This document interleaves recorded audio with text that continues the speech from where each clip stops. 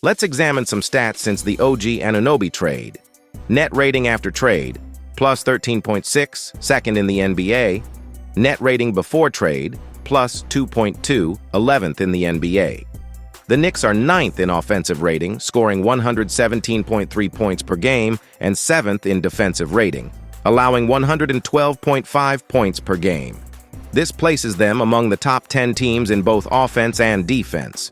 Only 4 other teams share this distinction: the Celtics, the Thunder, the Sixers, and the Pelicans. One concern is the off-court net rating when Jalen Brunson is not playing, which was a plus 2.6 before the trade, but has now decreased to a negative 2.7 after the trade. It's somewhat surprising that the rating hasn't declined more without Brunson on the court post-trade. An encouraging stat is that the Knicks are leading the league in both offensive and defensive rebounding rates since the trade. They have also jumped from 29th in assist rate to 20th since the trade. However, the team's excellent play is coming at a cost. Since depleting their depth in the trade, key players like OG Anunoby, Jalen Brunson, and Julius Randle are among the top 20 players in minutes per game. Isaiah Hartenstein would have been the 4th if not for leaving the game against the Raptors with an ankle injury. On the downside is the alarming increase in turnovers the team has had since the trade. The Knicks ranked 13th in the league in turnover rate before the trade, but post-trade, they have become the most turnover-prone team in the league. It seems to be coming from a good place: increased passing in an effort to generate more offense, leading to a higher turnover rate. Additionally, there's a familiarity issue that the team is adjusting to. Hopefully, this issue becomes less of a concern as the season moves along. Before we move on, we know you wouldn't want to miss out on more exclusive content like this, so make sure to hit that like button and subscribe to our channel to stay updated with all the latest in the world of the Knicks. Let's continue. Stars of the Week. Number 3, Julius Randle. In the last 7 games, Julius Randle has been solid, averaging 23 points, 9 rebounds, and 6 assists, while shooting 35% from 3 and playing at a plus 11 net rating. Against Toronto, Randle had his 8th triple-double as a Knick, with 18 points, 16 rebounds, and 10 assists. His passing has been terrific this season, although his turnover rate has significantly increased over the last several games.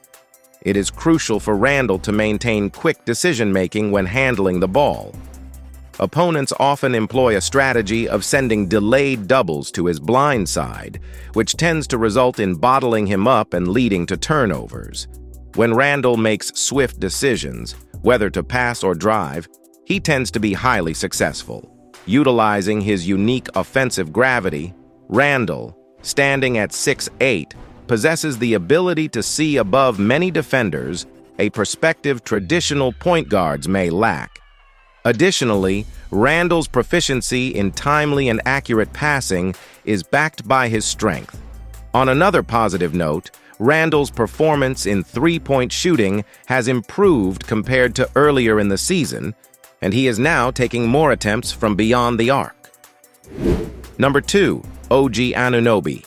Over the last 7 games, OG Anunoby has been outstanding, averaging 17 points, 5 rebounds, 1 steal, and 2 blocks. His shooting percentages have been impressive, shooting 42% from 3 and 91% from the free throw line, contributing to a remarkable plus 15 net rating. In the 288 minutes Brunson and Anunoby have shared the court, the Knicks have outscored opponents by 27.2 points per 100 possessions, ranking them at the top among the 121 two-man combos, playing at least 200 minutes together since January 1.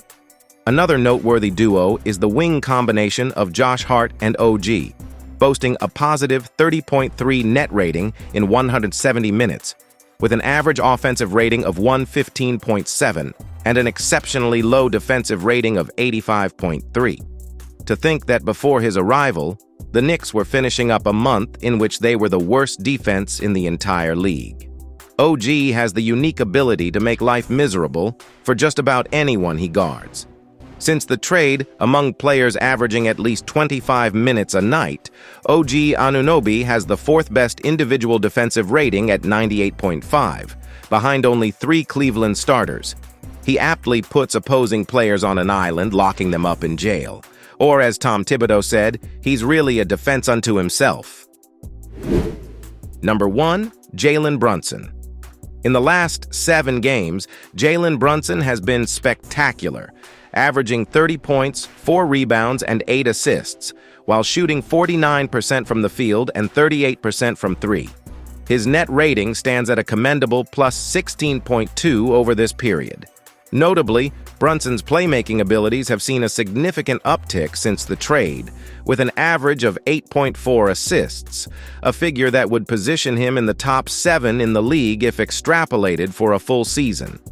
While his shooting mastery has been impressive throughout the season, Brunson's continuous improvement as a passer holds equal importance.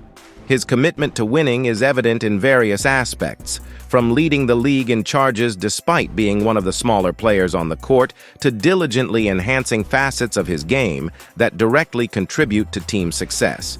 As the most pivotal Knick since Patrick Ewing, Brunson's impact extends beyond individual statistics. His crucial scoring contributions in the second half of the last 3 victories highlight his instrumental role. With his outstanding performance, Brunson deserves consideration for MVP votes this season, particularly given the noticeable impact on the team's performance in the 2 games he missed. Despite his smaller stature, Brunson has played like a giant among men this season, making a strong case for his presence in the All-Star game in Indianapolis. Honorable mention, Josh Hart. We won't sit here and rattle off per-game stats for Josh Hart because his significance goes beyond the numbers. There is no question that Josh Hart has been up and down this season, and he has most recently seen the ire of Knicks fans on social media. In the last few games, we've seen what Josh Hart can bring to the table when he is going well. Against the Raptors, you wouldn't know it from the final score, but the Knicks were down by 11 midway through the first quarter. That's when Josh Hart checked into the game. Within 12 minutes, Hart contributed 8 points, 4 rebounds, and a blocked shot, leading his team to a 3-point lead by halftime. While his impact may not be fully captured by statistics, the energy of the game notably shifted with Hart's presence. This was in contrast to a game against the Wizards, where the absence of Hart resulted in a lack of spark, making the win more challenging. Admittedly, Hart's hesitancy to shoot threes and his inefficiency in this aspect pose challenges for the Knicks offense.